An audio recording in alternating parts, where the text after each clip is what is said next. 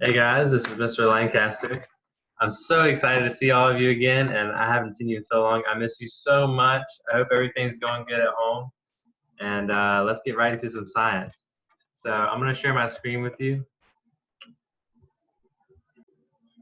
and I'm still up here at the top right, but this week what we're going to be going over is fossils and dinosaurs. So we went over this before, if you don't remember. We even went over this PowerPoint right here. You probably remember it when I go through it, but we talked about what was a fossil and what do fossils tell us. And we went over how did they get in the ground in the first place and how did we find them. And there was 5 main types of fossils. There was petrified fossils, molds and casts, carbon films, trace fossils, and preserved remains. Then we went over each part of what each one was.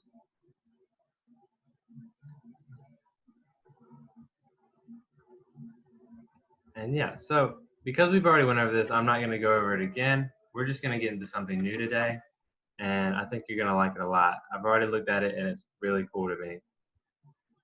So we're going to watch this together.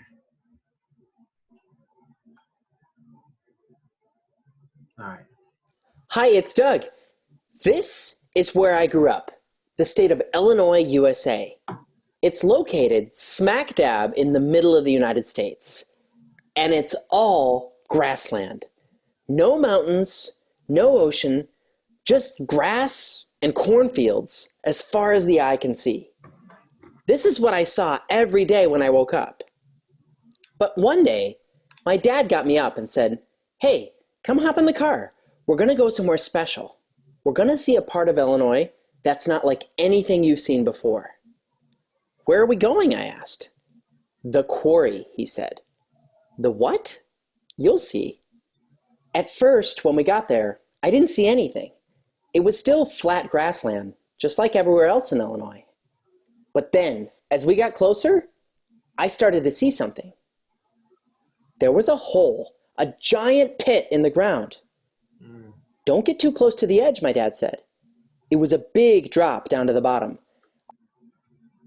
So looking at this, when we were in class, if you remember, we saw something that looked a lot like a quarry that had been eroded away over time, and it was the Grand Canyon. And if you remember, it looked a lot like this in a way, but it kept going and it was eroded because of the rivers. Now, this isn't eroded because of rivers, this is actually man-made. So people had dug this out, and you can see where they can drive down. Eventually it goes all the way down here. It's really cool. About 500 feet down. My dad explained to me that a quarry is a place where people dig rock out of the ground in order to use it for construction. We drove down a long, steep road, down to the very bottom of the quarry, and took a look around. Standing there at the bottom of this pit, it was impressive. I could see the grass and the trees up at the top. That's the world I was used to. But down at the bottom of the quarry, it was like a different world. No grass, no cornfields. This world was made of solid rock. I went up to look at the walls of the quarry, to look closer at this solid rock. I was curious to see what the earth underneath my house looked like. As I looked at it, that's when I noticed what looked like holes in some of the rocks. Oh, we did this in class. We remember when I brought in those fossils and I had them in the bags, and then I let you dig through them. This is just like that. Those also came from a quarry, and you probably remember me letting you guys check out this website, the Aurora Fossil Museum. And if you look at these images in the background right here, it's about to show it. Well, this shows all the fossils that they found in that quarry, but it's about to show the quarry. One more slide, I think. Okay, here. So here's the quarry here. You can see where they dig up a humongous hole. Those huge machines. So that's also a quarry. And then we did a little experiment with it and we made some things. And you probably can guess which of the fossils that was. I'm not going to give it away. I think you can get it. And also what this is. It looks the exact same. But I could tell by looking at these weren't just holes. They had some kind of pattern to them. They reminded me of seashells. My dad said to me, "Those are shells." Or I should say, they were shells. They're Were fossils, shells. the remains of animals that lived a long time ago. Whoa. As soon as I realized I could find fossils here, I started looking all around. And as I looked all over the quarry, that's when I found this. This was no shell. This was something totally different. What do you think it was? So where do you think this came from? Oh, I know a lot of you are gonna guess arrowhead. Some people are gonna guess shark tooth. If I had to guess, I would say maybe it's a shark tooth, but I'm not 100% sure.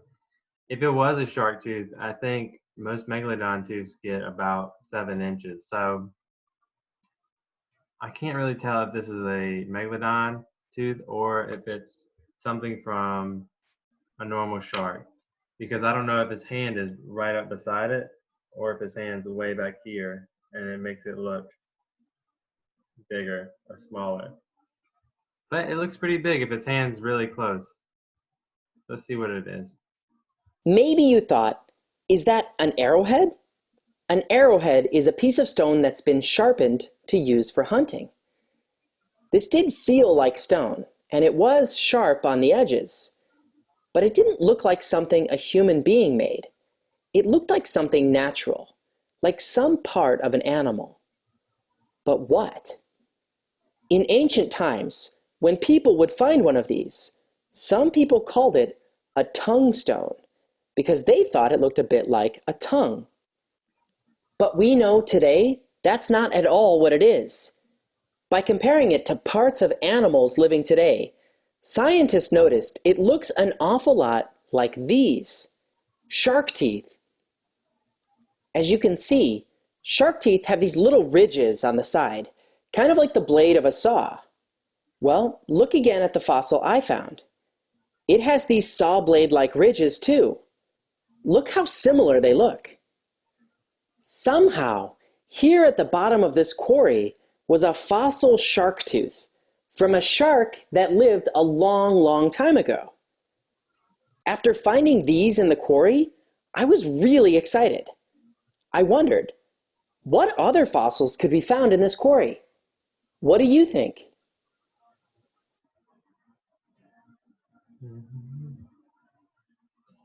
So far, Doug has found fossil seashells and a fossil shark tooth.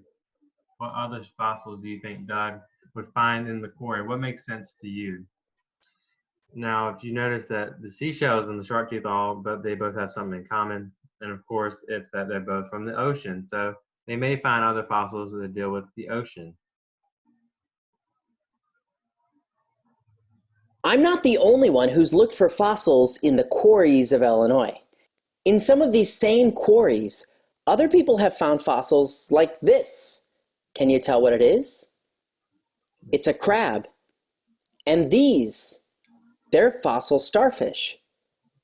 And this, look, you can see it has fins right here, and right here is its tail fin.